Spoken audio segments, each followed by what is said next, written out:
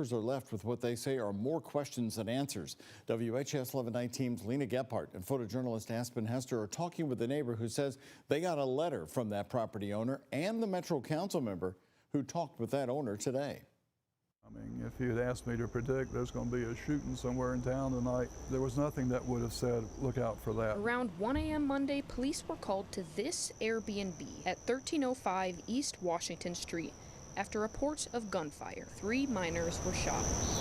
Days later, Butchertown residents, like David Raper, received this letter. He says it's from the property owner and that the owner is promising changes after a party at that Airbnb ended in gunfire. We believe that either a parent rented it for the kid or the kid took the parent's card and rented it and then maybe were charging to get in. District 4 Councilman Ken Herndon says he's pushing for a countywide ban on one-night stays and tougher penalties for short-term rentals where serious incidents occur. I did talk to the county attorney about the possibility of making incidents like this a higher standard to lose a license. I may take a look at the possibility of doing a point system as far as punishment or revocation of licenses. While David is thankful for the letter, he says it doesn't answer the questions that matter most. I want to know who the shooter or shooters is or was.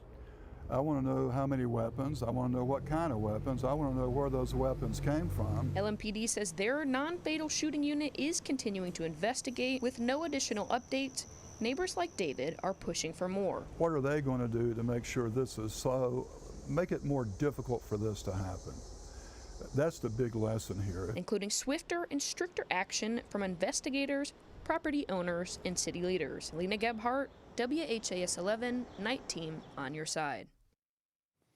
Now, while police continue to investigate, no arrests have been made so far. Monday's shooting at 1305 East Washington Street is the second shooting near a short-term rental property in 2 months after a separate party in Paristown Point ended in gunfire in May.